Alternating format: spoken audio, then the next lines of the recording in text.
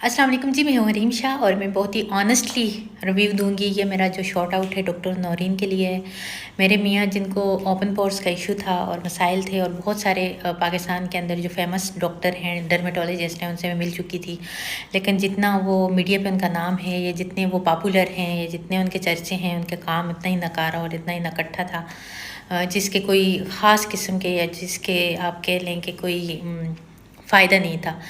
तो मुझे किसी ने रेकमेंड किया कि आप डॉक्टर नौरीन के पास जाएँ, जो कि ताज कम्प्लेक्स में सेकंड फ्लोर पे बैठती हैं और डिफरेंट प्लेसेस पे बैठती हैं। एक बेहतरीन डर्मेटोलॉजिस्ट हैं। तो ताज कम्प्लेक्स में मेरे मियाँ उनके पास गए और वहाँ से उन्होंने अपना स्किन का ट्रीटमेंट किया और उनको काफ़ी फ़ायदा हुआ।